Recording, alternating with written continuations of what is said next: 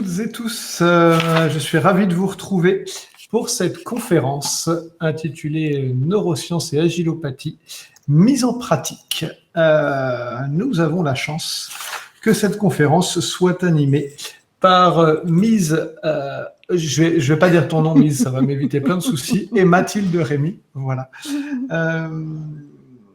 Avant de commencer, c'est le moment de remercier tous les sponsors qui permettent à Agile Tour Montréal de se dérouler, notamment à cette session-là. Et là, je pense que c'est Agilia Solutions. Agilia Solutions, le sponsor de cette session. Je vais faire monter sur scène nos deux conférencières. Bonjour tout le monde. Parfait. Alors moi, je coupe et je vous laisse votre session. Bon courage, mesdames, et profitez-en bien. Merci beaucoup, Damien. Merci. Bonjour à tous. Nous sommes absolument ravis d'être avec vous ce matin. Et merci d'avoir choisi de participer à cet atelier qui s'appelle Neurosciences et agilopathie. On a prévu 1h30 assez active à partager avec vous. Donc quand je dis nous, c'est Mathilde Rémy qui est en notre présence maintenant et moi-même, Mise Rabé-Mananjara.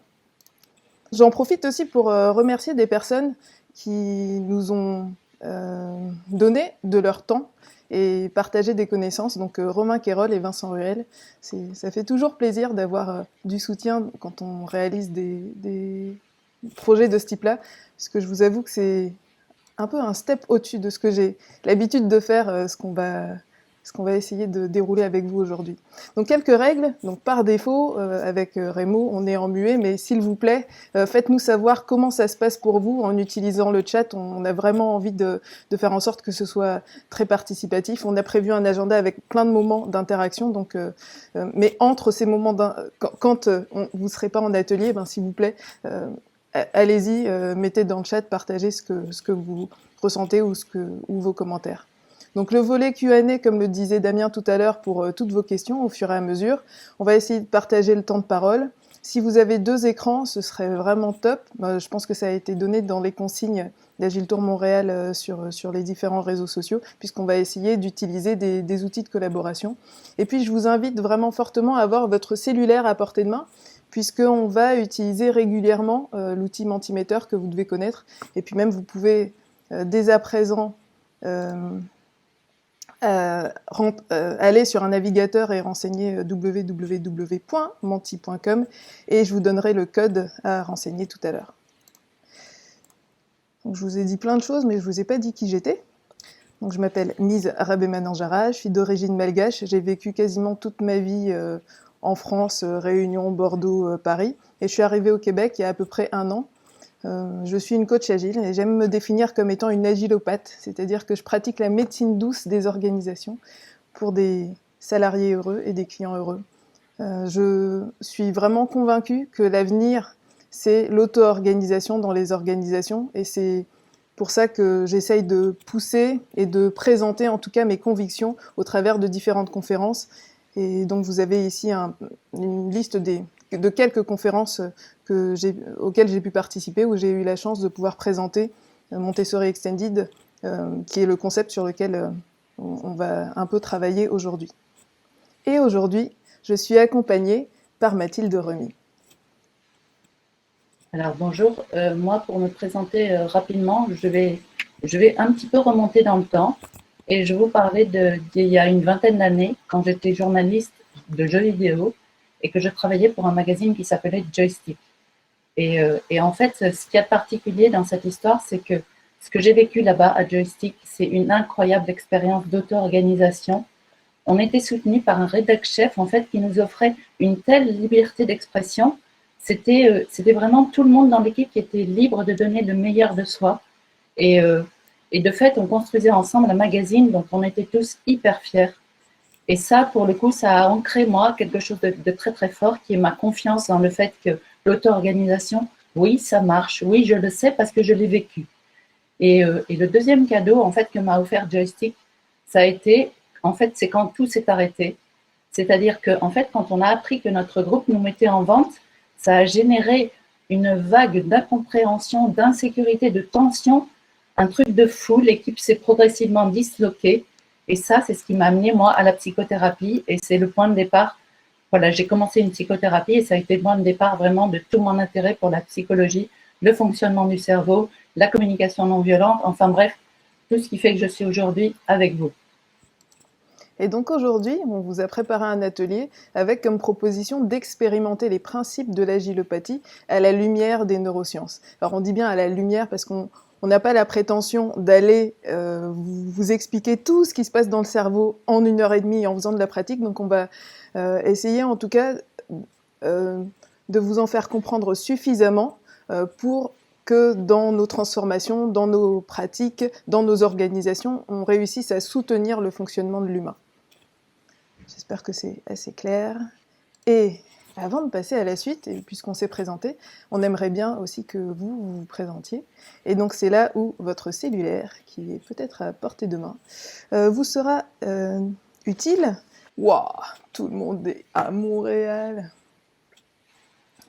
Alors juste pour information, Mathilde, là, elle nous rejoint de la région parisienne. Merci Mathilde. On a le Il y a Damien Mans. On a le Mans, donc j'imagine que c'est Damien, Saint-Hubert. Ah oui, ça c'est au Québec, Saint-Lambert-Rive-Sud. Saint-Colomban. Eh bien, bienvenue, bienvenue. On a Genève aussi, waouh. Chouette, on est transcontinental là. La Prairie, c'est pas très loin de Montréal, ça. Peut-être que je me trompe, hein, mais parce que je connais pas encore très bien les villes autour. Paris, Laval, Chambly, merci pour le petit QC de Québec. Trois-Rivières, bon, on a Montréal en force. Quel est le code Mentimeter? C'est le 26 89 66. 2 6 8 9 6 6. Il est indiqué en haut, là. Si jamais vous le perdez, il est toujours en haut de l'outil de la présentation. L'Assomption près de Repent. Repentini. Ok. Bon, j'ai l'impression qu'on a la plupart des personnes qui ont pu se connecter. Merci Damien. 43 sur les 52. Ok, nous allons passer, attention, à la deuxième question. On a même Sherbrooke. Waouh. La deuxième question pour vous, chers amis. Avec quelles attentes arrivez-vous ici? Avec un titre comme Neurosciences et Agilopathie, Repentini, quand on se fait couper les derniers caractères. Ok, merci François. C'est encore à vous de répondre à la question.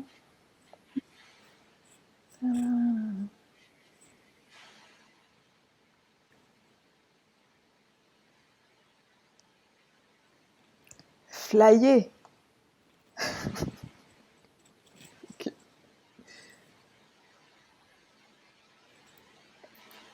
Alors oui, comme dit Damien, vous pouvez agrandir la vidéo de présentation en cliquant sur les 4 flèches situées en haut à droite de l'écran de présentation. Oui François, flyer. Ok. Peut-être qu'il faut une petite traduction pour les Français. Ça veut dire quoi, flyer? Perception, curiosité, ouais, apprendre, découvrir, comprendre, bonne pratique, intrigué par le titre, yes. Perception différente, avoir du fun, bah j'espère bien. Ouh, il y a plein de choses qui arrivent. Les relations, rendre l'équipe dynamique, apprendre des trucs, l'agilopathie, comprendre les bases. Okay. Éblouissant, surprenant pour flyer. Merci pour la traduction.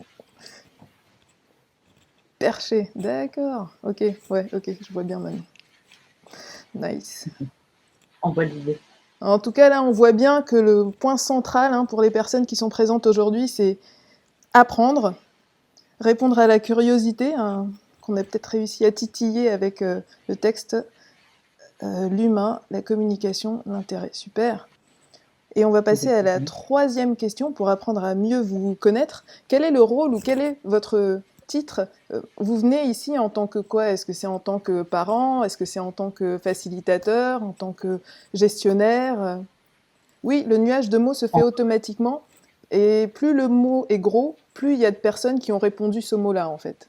Ok, donc on a pour le moment beaucoup de Scrum Master, quelques coachs, des facilitateurs, UX Designers, super. Biologiste organisationnel. Un être humain, ça tombe bien.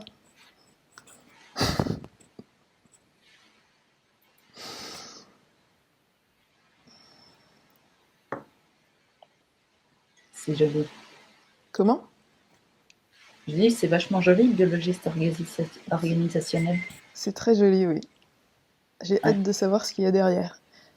Fuel Culture Change. J'imagine que c'est en anglais qu'il faut le lire. Analyse d'affaires, product owner. Ok, super. Coach agile, Scrum, UX designer. Ok.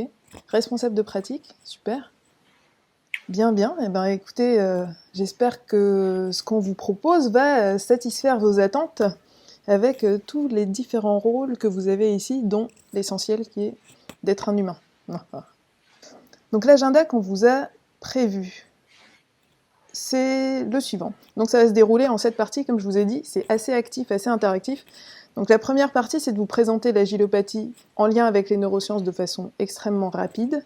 La deuxième, puisqu'on veut le mettre en pratique, on va vous proposer 3 sujets de réflexion que vous allez ensuite travailler en petits groupes. On va revenir sur un peu de théorie, donc présentation suite. Ensuite, on va se séparer en petits groupes pour travailler justement sur les questions qu'on vous a proposées en numéro 2. Donc on va faire une réflexion en sous-groupe. En 5, on va prendre le temps de réfléchir à l'expérience qu'on a vécue ensemble. Et ensuite, on vous partagera quelques pistes pour aller plus loin. Et puis on fera un débrief global tous ensemble, à l'oral, à l'écrit, comme vous le souhaitez. Et chose importante, donc je vous ai dit que c'était interactif, mais c'est aussi barométré. Ça veut dire que régulièrement, on va vous demander comment vous allez, comment ça se passe pour vous en fait dans le courant de cet atelier. Donc encore une fois, très important d'avoir votre cellulaire à portée de main. Vous avez exprimé vos attentes tout à l'heure. Maintenant, on aimerait savoir de façon encore un peu plus précise comment est-ce que cette conférence atelier pourrait être utile pour vous dans vos projets. Donc on va encore revenir sur le menti. Je vais avancer ici. On vous a prévenu, hein, interactif. Hein. En fait, il n'y a presque que vous qui bossez.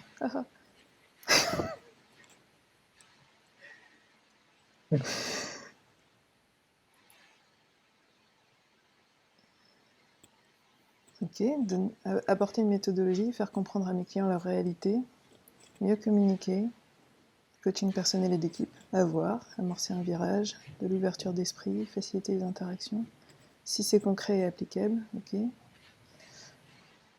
Aucune idée, transposer à mon quotidien, penser en dehors de la boîte, aider les équipes. Ok. La communication non verbale, pourquoi pas. Pour permettre de mieux collaborer plus humainement avec les équipes, pratique, l'équipe. Comprendre comment l'humain interagit à un message, pas sûr, ok. Ben, pour le moment, effectivement, c'est peut-être pas très clair encore. Meilleure compréhension des interactions humaines, ok. Favoriser la communication. Ok, donc merci pour votre ouverture, en tout cas, ça fait plaisir. On va pouvoir continuer à avancer, puisque maintenant vient le temps de la présentation. Ah non, non, pas encore. Pas encore, j'attends encore. Parce que juste après, on va faire la toute première mesure. Donner des idées dans la transformation. Ok.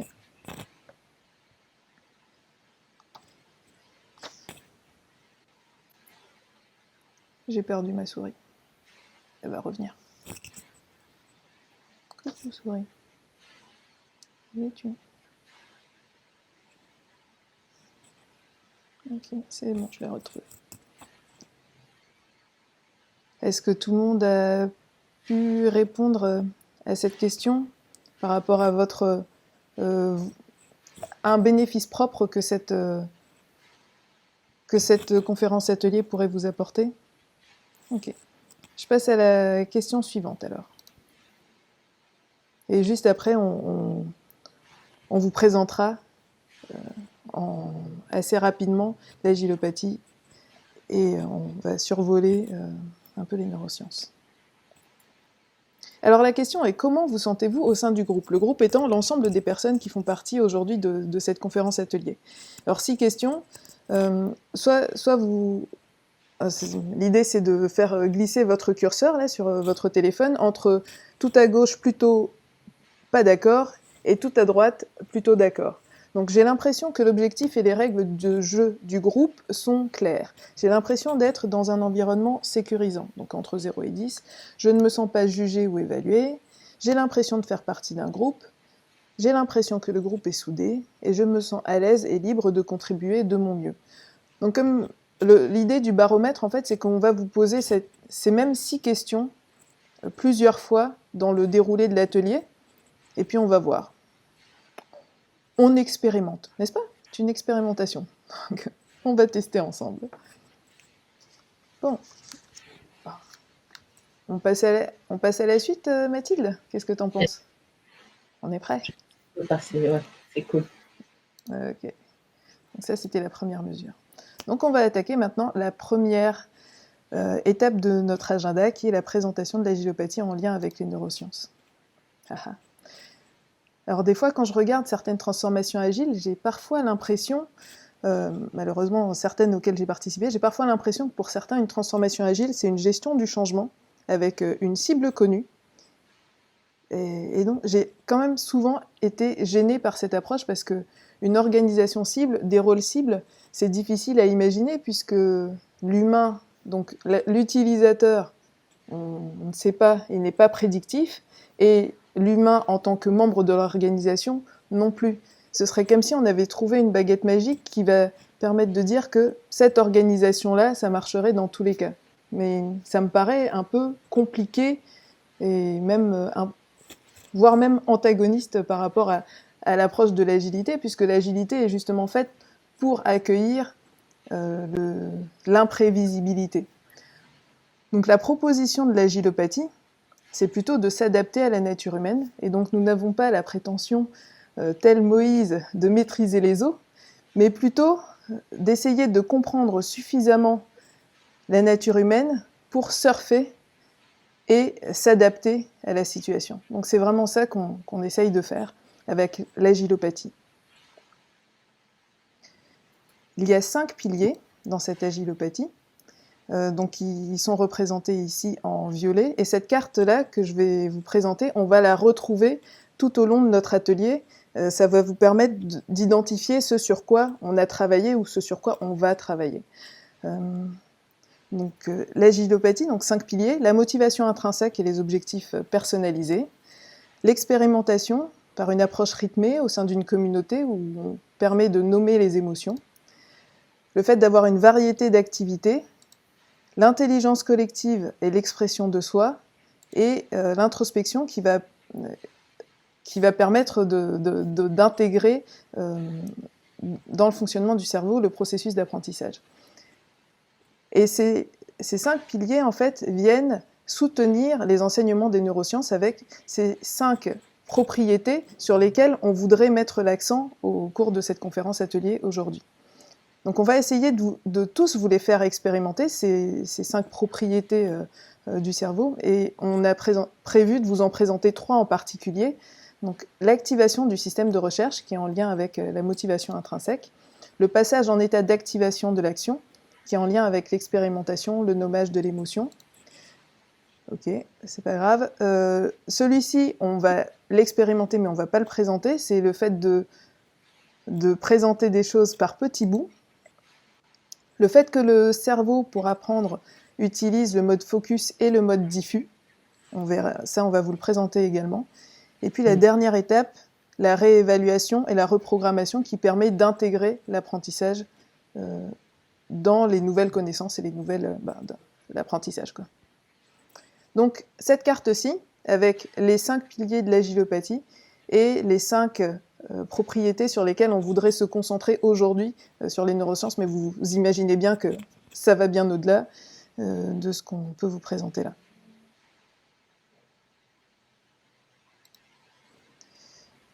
On va passer à la deuxième phase, la proposition de sujets de réflexion. Vous êtes toujours là ?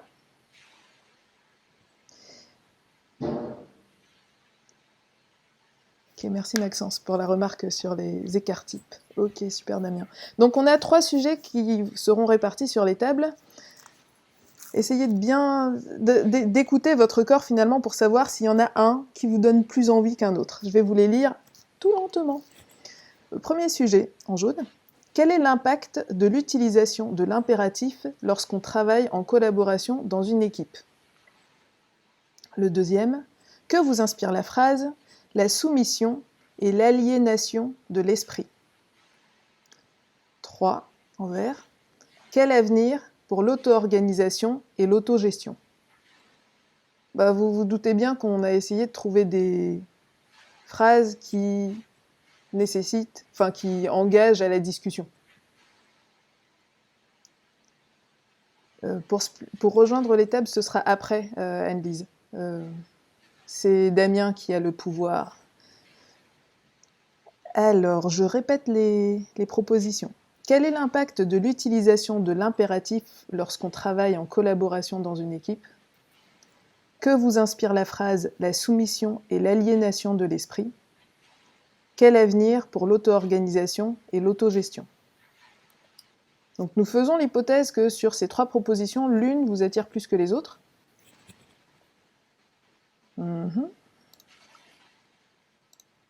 Alors justement, on va passer à une petite phase de réflexion individuelle. Et donc votre première mission, c'est déjà de choisir la question que vous avez envie de traiter en sous-groupe. On va se dire 5, 4, 3, 2, 1, que c'est bon. Ok. La deuxième étape. Attention, je clique. Alors, pour quelle raison ce sujet vous intéresse-t-il? Dans quelle intention participez-vous à cette réflexion? Donc, en fait, on vous a listé un certain nombre de questions pour vous inspirer et pour vous guider un peu pendant la phase de réflexion individuelle. D'ailleurs, pour cette étape-là, Damien va nous lancer un timer pour qu'on voit tous le temps dont on dispose. Donc, et là, en fait, je vois Annelise qui répond dans le chat. Là, l'idée, c'est pas de répondre tout de suite, c'est plutôt de noter pour vous, en fait. Ouais. Là, on est vraiment dans une partie qui est individuelle, où vous pouvez garder pour vous. En fait, vous vous préparez à la suite. Exact. Donc, voici les questions qu'on vous propose pour vous guider et pour dérouler vos convictions par rapport à la question que vous avez choisie au cours de ces 7 minutes. Donc, je vais les relire avec vous. Pour quelles raisons ce sujet vous intéresse-t-il? Dans quelle intention participez-vous à cette réflexion? Comment le résultat de cette réflexion pourrait vous être utile personnellement? Et quelle serait votre réponse à la question? Donc là, Damien, si c'est bon pour toi, on peut lancer le timer pour 7 minutes. Donc encore une fois, à gauche, vous n'êtes pas du tout d'accord, à droite, vous êtes d'accord. J'ai l'impression que les objectifs et les règles du jeu du groupe sont clairs. J'ai l'impression d'être dans un environnement sécurisant. Je ne me sens pas jugé ou évalué. J'ai l'impression de faire partie d'un groupe. J'ai l'impression que le groupe est soudé. Et je me sens à l'aise et libre de contribuer au mieux. Donc on va passer à la suite.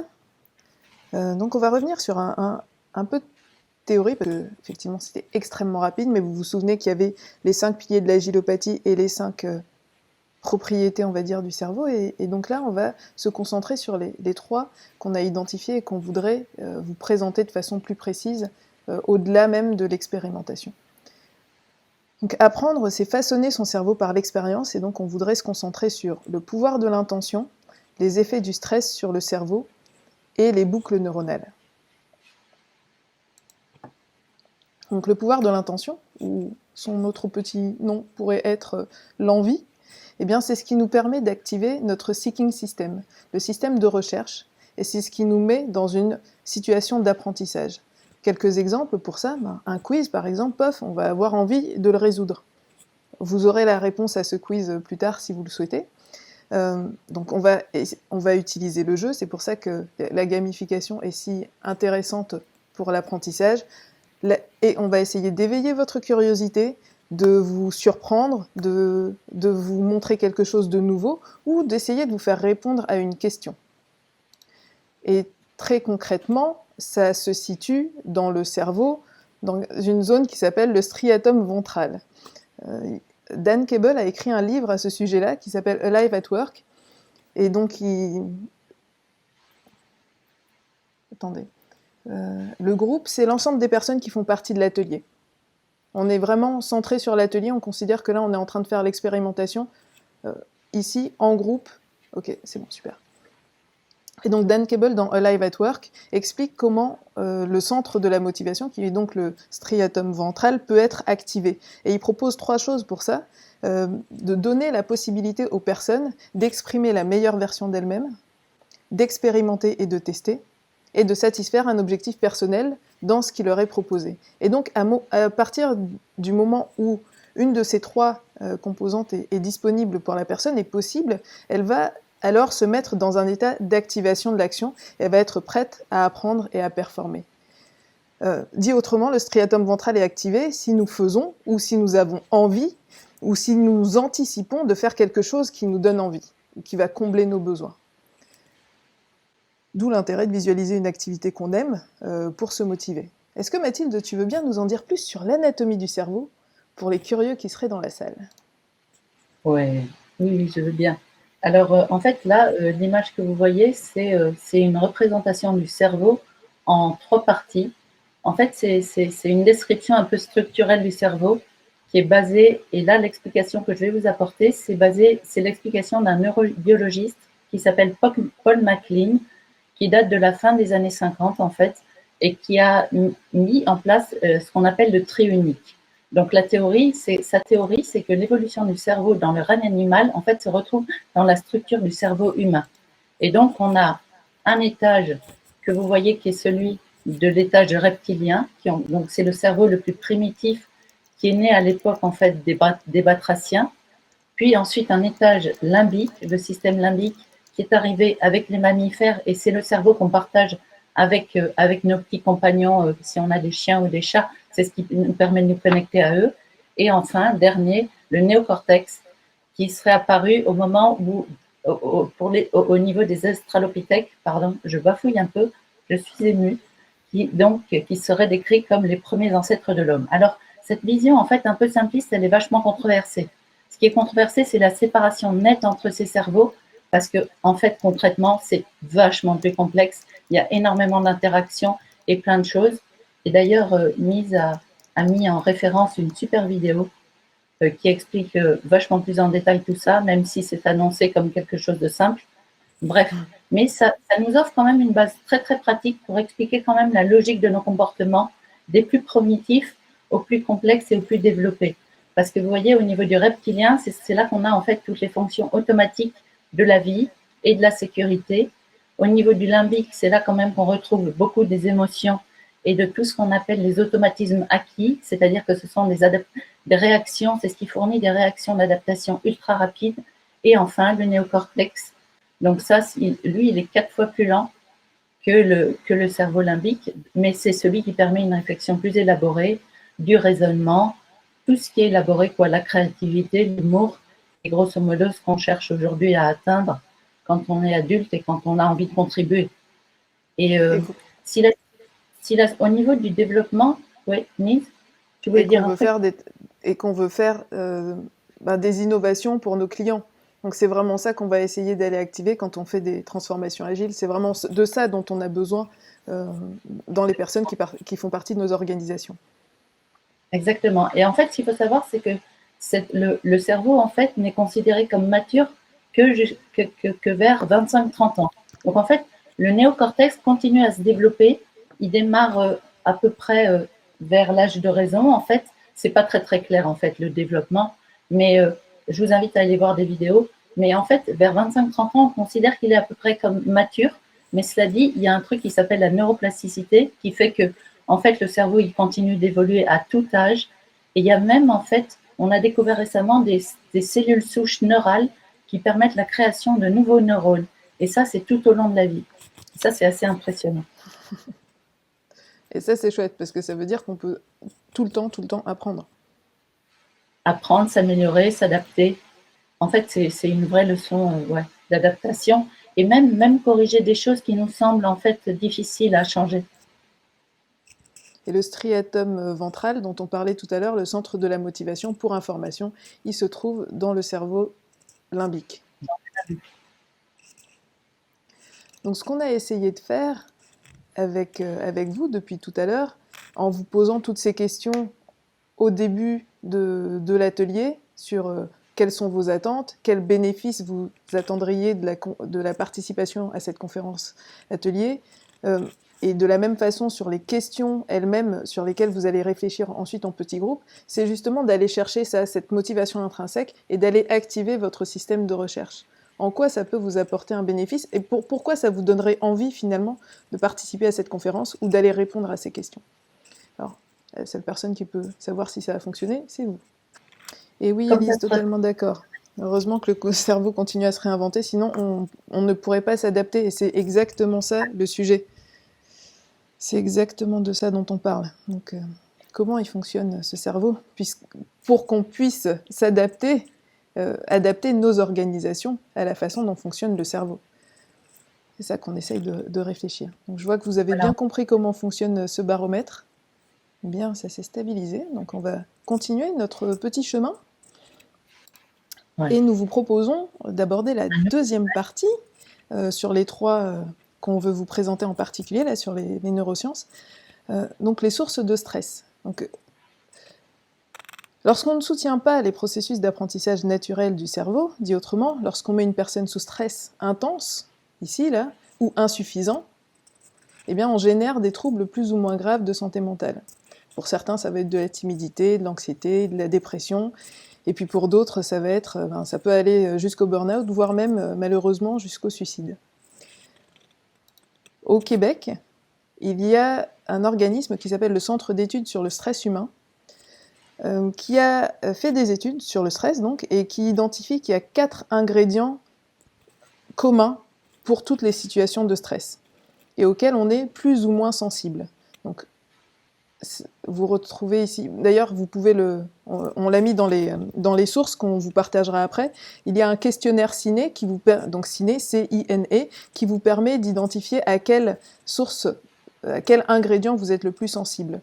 C'est pour contrôle faible, quand on a un contrôle faible sur la situation, on peut être effectivement plus stressé.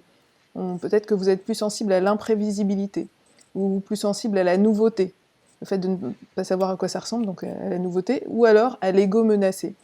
Personnellement, j'ai fait le test et a priori, je suis plus sensible au manque de contrôle. Surprise, hein. Et pour aller encore plus loin, en fait, c'est même en train d'être reconnu par l'OMS, puisque le burn-out, par exemple, rentre dans la classification de l'OMS comme non pas une maladie, mais en tout cas un symptôme reconnu et qui fait partie donc de la classification. Et l'OMS a identifié un certain nombre de facteurs de risque à l'origine de troubles de santé mentale au travail. On vous les liste ici. Donc l'insuffisance des politiques en matière de santé et de sécurité, les mauvaises pratiques de communication et de management, la participation limitée à des prises de décision ou peu de contrôle des personnes sur leur domaine de travail, le peu de soutien aux employés, la rigidité des horaires de travail, et les tâches objectifs de l'organisation qui manquent de clarté. Est-ce que, Mathilde, tu veux bien nous expliquer comment ça marche tout ça dans le cerveau? Oui, écoutez, là, en fait, avec cette image, ce que vous voyez, c'est à nouveau la représentation donc, en trois grands blocs. Et donc, comme je vous disais tout à l'heure, le néocortex, en fait, fonctionne beaucoup moins vite.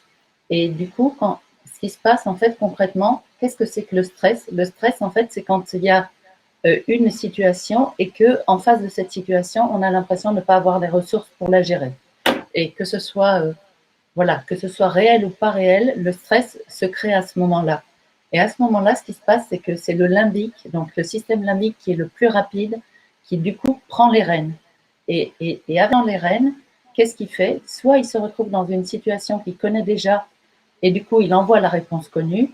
Ça, c'est le propre du limbique. C'est ce qu'on appelle aussi le centre des automatismes acquis. C'est-à-dire que tout ce qu'on a acquis, par exemple, dans notre enfance, comment on a appris à réagir pour faire plaisir à nos parents, tout ça, en fait, c'est le limbique qui explique que parfois, on a des réponses qui sont inadaptées et parce que c'est quelque chose, en fait, qu'on a appris et qui est resté ancré dans notre système. Et puis, il y a aussi, quand ça déclenche, en fait, carrément la notion de danger. Et là, quand il y a un danger, ça descend à la cave. Et au niveau là, du cerveau reptilien, puisque c'est le reptilien qui gère la sécurité, le reptilien, en fait, quand la sécurité est menacée, il répond par ce qui s'appelle les états d'urgence de l'instinct. Et ces états d'urgence de l'instinct sont au nombre de 3. Il y a la fuite. Vous les connaissez peut-être sous le nom des 3 F. La fuite, donc c'est le flight, la lutte, le fight, et le troisième qui est la sidération ou l'état d'inhibition de l'action, donc c'est le freeze. Donc les 2 premiers sont des états actifs et le troisième en fait bloque toute l'action. Et dans un cas comme dans l'autre, que ce soit actif ou pas actif, en fait la plupart du temps, ce qui se passe c'est que ça nous empêche l'accès à tout ce qui est évolué, c'est-à-dire ce qu'on appelle là l'étage. Et ce qui est à l'étage, c'est ce qui permet en fait de s'adapter avec des réactions. Justement, c'est passer plutôt de l'état de la réaction à l'état de la réponse. C'est-à-dire, c'est faire l'expérience de créer quelque chose de nouveau, une réponse nouvelle à un état, en fait, à une situation qui est stressante. C'est un des trucs les plus difficiles qui soit. Et quand en entreprise ou à la maison ou n'importe où, quand vous mettez de la pression sur des gens, en fait, c'est ça que vous faites. Ce que vous faites, c'est que vous bloquez tout leur accès à toute la partie évoluée de leur cerveau. Et donc, franchement, mettre la pression sur quelqu'un pour le faire mieux réfléchir ou agir plus vite ou mieux, c'est pas quelque chose de très recommandé. Ça ne va pas vraiment dans la logique de fonctionnement du cerveau, finalement. On ne cède pas quand on fait ça. En fait, ça va tout à fait dans la logique, mais ce qu'on déclenche, c'est les choses les plus négatives qui soient. C'est-à-dire que on déclenche des choses en fait qui sont pas des.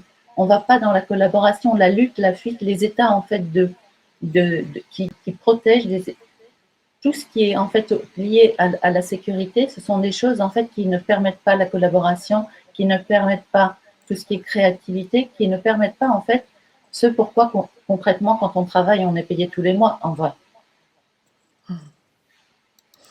Ou en théorie. On vous propose un petit exercice. Ouais. Et alors là, en fait, ce que vous voyez là, ce sont des émotions. Et l'exercice qu'on vous propose, c'est de prendre le temps de ressentir qu'est-ce qui se passe pour vous et qu'est-ce que finalement cette explication du fonctionnement du cerveau sous stress a généré chez vous. Donc là, mon invitation, c'est, si vous pouvez, c'est fermer les yeux. Prenez le temps de fermer les yeux. Prenez le temps de respirer profondément, de faire quelques respirations et de sentir en fait ce que vous dit votre corps de ce que vous ressentez. Ça se situe soit au niveau du corps, soit au niveau du cœur. Ressentez ce qui se passe pour vous. Qu'est-ce que cette description en fait du fonctionnement du cerveau sous stress a généré chez vous? Et ensuite, là, la liste des émotions qu'on vous a affichées, c'est quelque chose en fait pour vous aider à nommer ces émotions. Parce que c'est pas toujours facile de trouver les bons mots. C'est une aide. Et puis ça peut être un mix de plusieurs émotions. Oui, bien sûr, en fait, c'est rarement une émotion unique. Ça fait partie des caractéristiques de l'homme. Ça n'est jamais simple. Et maintenant, on va vous inviter à maintenant renseigner. Oh oui. Alors renseigner en fait les émotions, de retourner sur le Menti et d'aller en fait nommer les émotions que vous avez identifiées. Élise, ça n'est pas parfait en fait cette grille, c'est des propositions.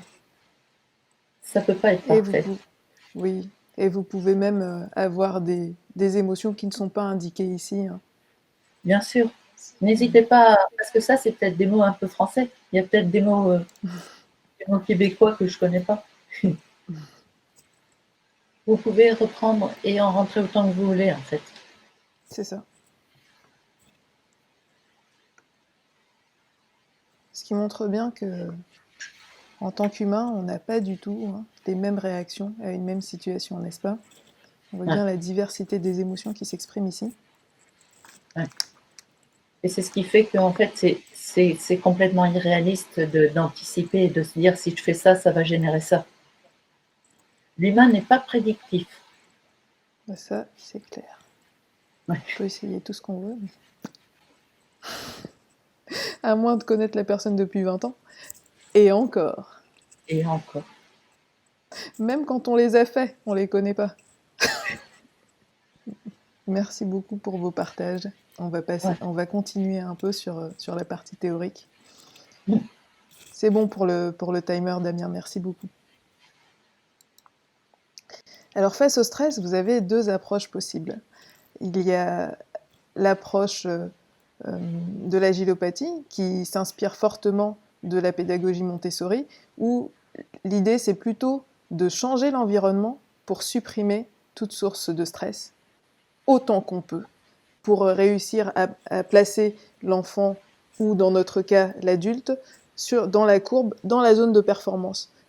Il ne s'enduit pas et il n'est pas en situation de stress. Ou bien, la méthode de la marine, l'apprivoiser. Alors concrètement, ça veut dire quoi ?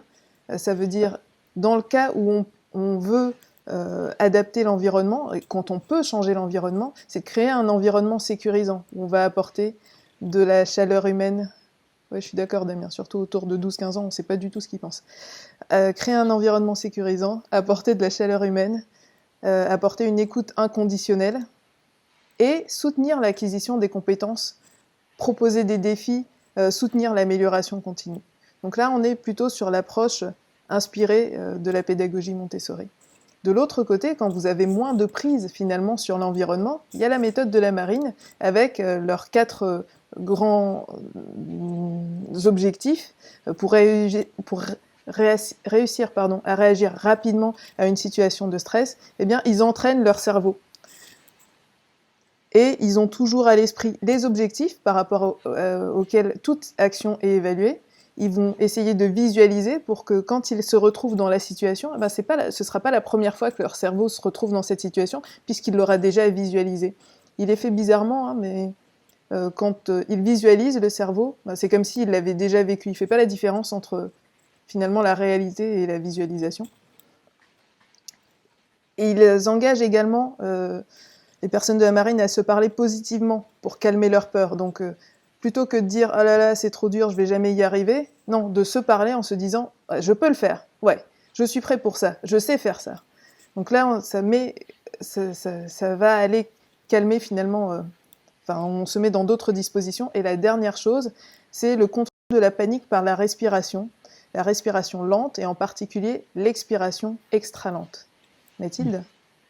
Oui, ben en fait, là, ce qui est intéressant dans les deux choix qu'on vous propose, qui ne sont pas en fait les deux seuls choix possibles, mais ce sont des choix assez extrêmes et qui montrent en fait le fait que comment on fait finalement, parce qu'on n'est pas toujours en capacité de choisir, de créer un environnement idéal de travail ou de quoi que ce soit, ou de vie. Et parfois, en fait, on est bien obligé de s'adapter aux environnements qui sont contraints. Et là, dans ces cas-là, ce dont parle ce dernier point, qui est le contrôle en fait par la respiration, c'est en fait tout ce que proposent les techniques de type méditation de pleine conscience ou yoga. En fait, toutes ces techniques qui consistent à ouvrir un espace pour respirer et pour sentir ce qui se passe, exactement, c'était l'expérience en fait qu'on vous a proposée il y a quelques minutes, c'est-à-dire ouvrir cet espace, respirer et sentir les émotions qui étaient là. Normalement, selon toute logique, ça a dû vous apporter une forme d'apaisement. Et c'est cet apaisement, en fait, qui, dans des situations extrêmes, est très, très aidante parce que ça vous permet justement de vous adapter à... Mince, le chat me perturbe, moi, je suis vraiment pas multitâche. Je vais rester. et voilà, c'est ça, c'est créer un espace pour calmer et être en mesure, du coup, de réaccéder à l'étage supérieur, qui est donc l'étage des réponses élaborées, pour pouvoir sortir de la réaction et passer à une réponse. Exactement. Et donc, en supprimant les sources de stress et en accueillant les émotions, en calmant notre amygdale cérébrale, on a la possibilité de passer en état d'activation de l'action. Maintenant, on va passer à une autre mesure de baromètre là. C'est à vous. Je vais repasser.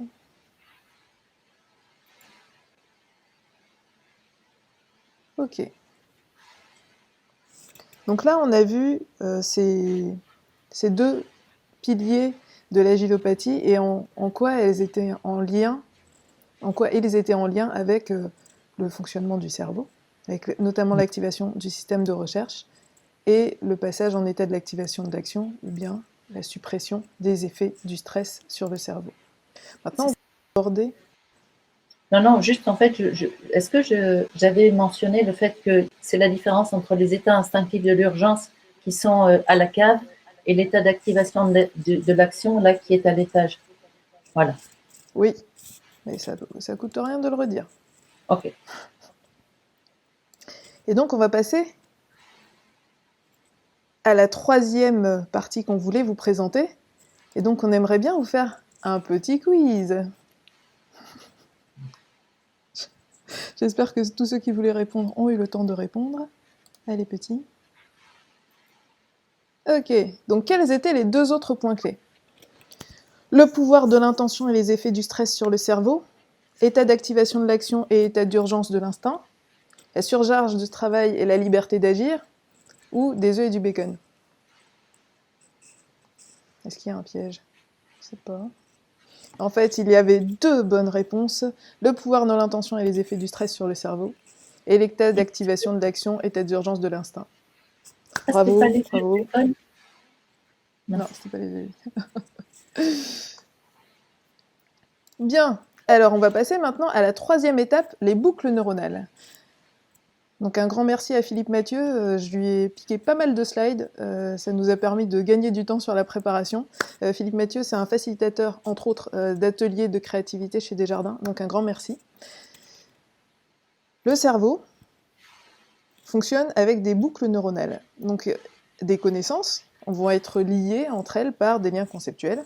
Exemple, ceci est une chaise et il va être lié avec le fait que c'est possible de s'asseoir dessus, d'accord ? Et puis, peut-être que vous allez expérimenter ou toucher des choses qui vont dire « Ah bah tiens, c'est une chaise avec seulement 3 pieds. » Enfin, est-ce que c'est une chaise d'ailleurs ? Ah, mais peut-être que ça s'appelle pas une chaise, ça s'appelle un tabouret et ça a 3 pieds, mais est-ce que je peux quand même m'asseoir dessus ? Bref, vous allez expérimenter et vous allez créer de nouvelles boucles neuronales qui vont faire que, oui, effectivement, je peux m'asseoir dessus, il n'y a pas de problème, il faudra juste faire un petit peu attention. C'est peut-être moins stable, ou pas.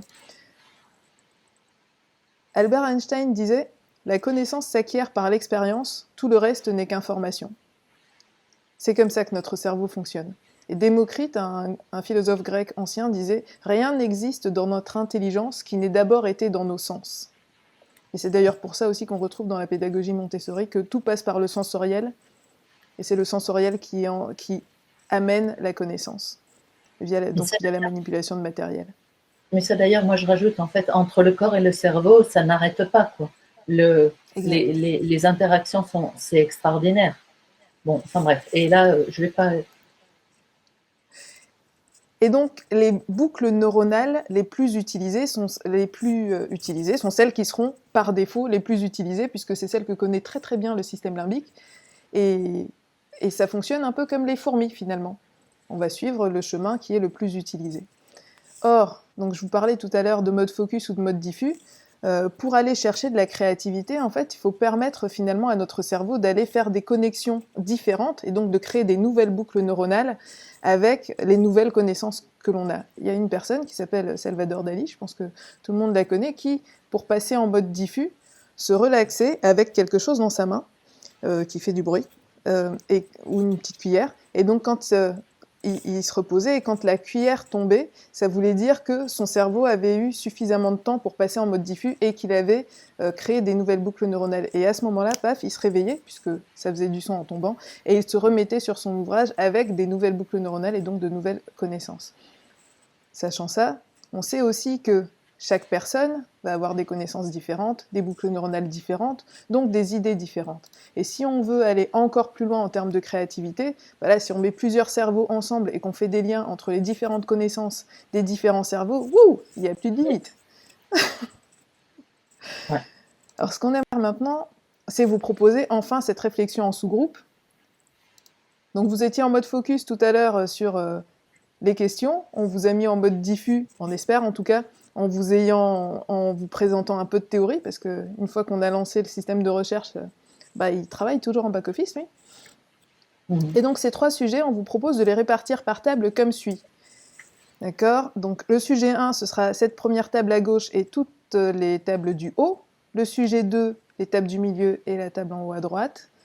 Le sujet 3, les 3 tables d'en bas. Après, on vous recommande de ne pas être trop nombreux. Et si vous pouvez, parce que là, les tables du bas sont que par 2, ce serait dommage de ne pas bénéficier de la richesse des interactions. Donc, on vous invite vraiment pour le sujet 3 à plutôt être sur ces 4 tables-là. Donc ici, nous avons Damien au soutien technique. Et puis, nous mettrons à la table de gauche en bas pour répondre à vos questions si jamais les consignes n'étaient pas suffisamment claires ou si vous avez besoin de n'importe quoi. Vous pouvez juste double-cliquer, comme vous savez si bien le faire déjà sur Emo, pour venir nous voir et nous poser votre question.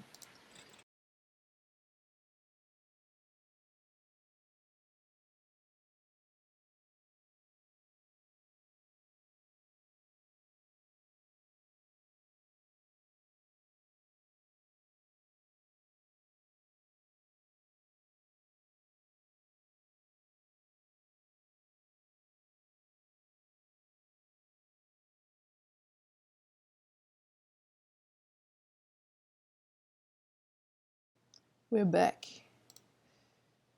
Alors, je vous repartage mon écran. J'espère que ça s'est bien passé pour vous. Vous avez oublié d'écrire. C'est pas grave, ça reste ouvert, vous pouvez continuer. Ouais, je sais que c'est court. Vraiment désolée. Mais si vous voulez continuer à balancer toutes vos réponses dans le draft. D'accord, Anne-Lise. Ouais, 2 heures, ça aurait été le top. Alors, ce qu'on voulait partager avec vous, Mathilde, pense à revenir. Voilà, c'est que là, l'idée, c'était de travailler sur le cerveau en mode focus et en mode diffus. Peut-être que vous avez vu une différence entre ce que vous avez identifié avant, ensuite ce que vous avez identifié tout seul après, et ce que vous avez identifié ensuite en grand groupe. Hein. Donc l'intelligence collective, ça vient soutenir ça. Le fait qu'on vous ait fait parcourir beaucoup d'activités différentes et qu'on vous a transmis, on a essayé en tout cas de vous transmettre l'apprentissage par petits bouts, et on en arrive à la 5e étape. Restez avec nous, l'introspection, reprogrammation, mais bien sûr, juste avant, un baromètre. Alors toutes les sources sur lesquelles on s'est appuyé, on vous les partage dans un slide share, pour lequel je vous mettrai le lien. Eh ouais, pas de langage non verbal encore, c'est compliqué. Hein. Ouais. C'est compliqué. Heureusement qu'on a un baromètre. Donc, réflexion individuelle sur l'expérience. Donc là, on doit être super large. Là. On va le réduire à 4 minutes si tu veux, peut-être même 3. 3 minutes si tu veux bien, Damien, pour quelques propositions de questions pour votre introspection. Est-ce que l'atelier a permis de répondre à vos attentes ? Quelles émotions est-ce que vous avez ressenties tout au long de cet atelier ? Est-ce que vous avez été surpris ? Si oui, par quoi ? Est-ce qu'il y a eu un moment ou un moment waouh ? Est-ce qu'il y a des croyances profondes qui ont été ou qui seraient remises en question par ces surprises ou votre expérience de cette heure et demie ? Est-ce que cette expérience vous donne envie de partager quelque chose ? Avec qui et quoi ?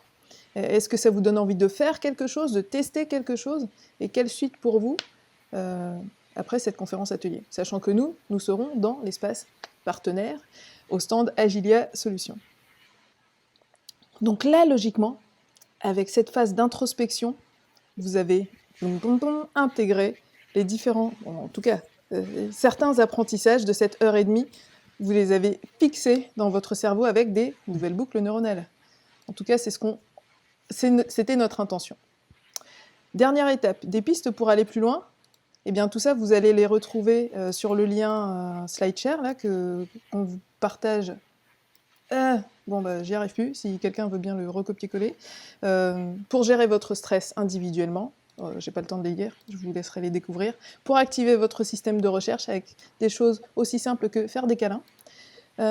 Quelques sources, donc des sites internet sur le stress et la santé mentale au travail, extrêmement enrichissants. Comment activer le système de récompense avec notamment le cours en ligne de Coursera qui est juste génial, je trouve, apprendre à apprendre. Quelques livres également, Système 1, Système 2, le livre de d'Angéline Stoll-Lillard sur Montessori, Live at Work, dont je vous ai parlé, de Dan Cable. Vous allez aussi retrouver une playlist sur la chaîne YouTube des Agilopathes qui est vraiment dédiée neurosciences et santé mentale au travail. Vous pouvez retrouver le jeu de cartes Montessori Extended qui contient finalement tout ça sur le site des Agilopathes.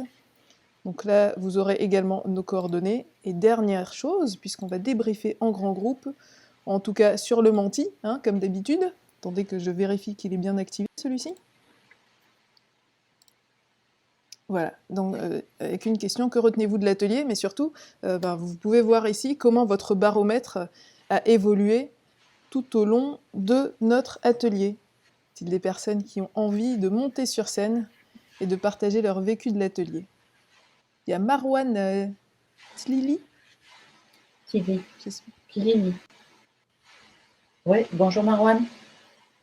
Ouais, j'ai beaucoup aimé le sujet. J'ai beaucoup aimé aussi comment vous avez pris le temps d'organiser cet atelier. Je sens que c'est beaucoup de travail et beaucoup d'intention aussi. Oui. Mon commentaire aussi, je dirais, par rapport au cerveau, moi je ne suis pas spécialiste, la question de l'empathie, comment se sentir connecté avec les autres pour pouvoir même ne serait-ce que réfléchir même tout seul. Et le fait qu'on soit à distance, c'est vraiment très difficile pour ça. C'est-à-dire que je pense que les questions sont hyper pertinentes. Moi, je sentais que le fait de ne pas m'être senti proche des autres humains ne m'a pas aidé même à avancer dans ces réflexions. Et c'est fou, hein, c'est comme un laboratoire, cet atelier.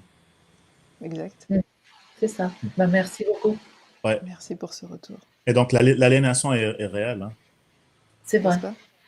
Non, c'est vrai. Émise, quand elle parlait de l'ocytocine, là, qui en fait est une des hormones qui nous permet de nous sentir bien et qu'on peut trouver justement grâce au câlin, moi, je pensais exactement à ça. Je pensais à cette distance. Ouais. Non, mais il a raison, c'est difficile d'être connecté aujourd'hui. Ok, pardon. Oui, Marwan, c'est juste la question, est-ce que je peux vous renvoyer entre guillemets dans la salle ou c'est juste pour libérer la place si quelqu'un veut monter également sur scène? Ah oui, moi c'est bon. Ok, je vous propose de vous renvoyer gentiment dans la salle. Voilà. Ok, merci Marwan. Un grand merci Marwan. Donc là, si quelqu'un d'autre veut lever la main, c'est le moment et je vous permets de monter sur scène. Je ne sais pas si vous avez des commentaires sur la façon dont le baromètre a évolué. On a Jérôme qui demande la main. Je le fais monter sur scène pour nous rejoindre.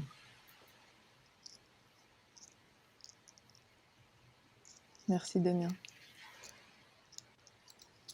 Alors, ton micro est... Voilà, c'est bon. Okay. Oui, bonjour. Merci beaucoup. C'était extrêmement stimulant. Et pour moi, il y a vraiment... Ça fait un lien beaucoup avec les principes aussi de communication non violente, tout ce qui est l'empathie, cultiver le muscle en fait de l'empathie dans nos organisations. Et on vient beaucoup à la capacité dans les équipes à pouvoir comme se parler, non pas franchement, mais avec bienveillance, et puis faire la différence entre les personnes et les idées, qu'on peut être en désaccord avec les idées, mais pas les personnes. Je trouve qu'il y a quelque chose de très profond, puis qui nous connecte à quelque chose de vraiment, de bienveillance, empathie. Donc, moi, ça a fait beaucoup écho à ça. Puis, c'est très rafraîchissant dans ce type d'événement, de voir, on parle éventuellement d'efficience, de performance et tout, mais on parle avant tout d'humain. Donc, un grand merci à vous. C'est cool, merci pour ce retour. Merci Jérôme. Ouais, je vous renvoie en salle, Jérôme. On a deux questions dans le Q&A, mais une à laquelle tu avais déjà répondu, Mathilde, par rapport au groupe. Alors, Mathilde, tu veux dire que l'émotion que l'on ressent maintenant, ou en général après avoir vécu un coup de stress, pression, mais tu y as répondu tout à l'heure, ça je crois. Ouais. Et on a une deuxième question. Bonjour, comment pourrons-nous avoir accès à la présentation SVP? Je m'intéresse aux références sur les dernières slides. Je pense que c'était le slide share que tu as partagé. Exact. Ok, Exact. je vais vous remettre le lien qui était un tout petit peu plus haut. Hop, donc dans le chat, je vous remets un lien qui est le slide share de Mise et Mathilde où vous pouvez retrouver la presse. Voilà. Tac. Vous pouvez retrouver toutes les sources. J'avoue que j'ai pas mis la presse, j'ai mis juste les sources. Ok. Les sources et les recommandations pour gérer le stress et se mettre en état d'activation de l'action. Ce sont les dernières slides, en fait. Exactement. Ouais. Toutes les slides post-réflexion individuelle. Ok, je vous propose, mesdames, il est 12h05 chez vous, 18h05 au Mans. Il fait nuit chez moi. Je vous propose de conclure à ce moment-là. Je vous remercie pour votre participation, votre atelier avec toutes ces interactions. Merci à tous les participants qui y ont pris part.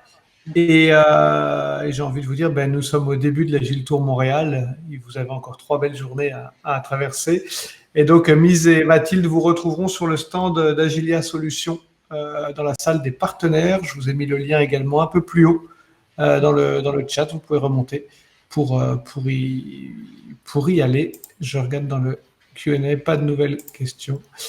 Voilà. Mise. Un grand merci, Damien, pour ton soutien. Ouais. Merci à vous. Très apprécié. Merci à vos retours à tous. Et j'arrête la présentation du coup là. Ok. Bonne continuation à tous. Au revoir. Ciao, ciao. À tout à l'heure.